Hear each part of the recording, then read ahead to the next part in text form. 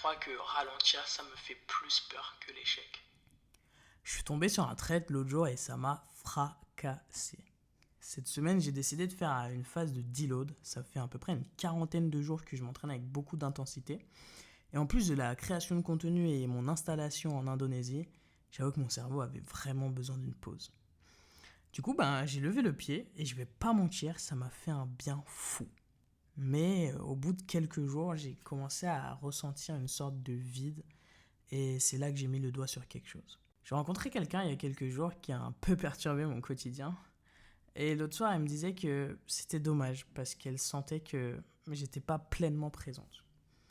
Et elle a totalement raison. Le fait est que ralentir pour moi, ça ne signifie pas ne plus penser à ses objectifs, ne plus charbonner, ne plus... En fait, je sais même pas trop ce que ça signifie. Dans le trade, le mec il disait que pour lui, se reposer, donc ralentir, c'était synonyme de paresse. Et c'est la réponse du thérapeute qui m'a frappé. Hein. Elle a dit que c'est ce qui arrive en fait quand ta valeur personnelle est liée à ta productivité. Et j'avoue là, je me suis reconnu fois 1000.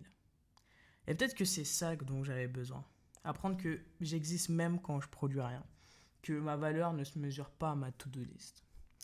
Et toi, est-ce que tu arrives à t'accorder du temps sans culpabiliser?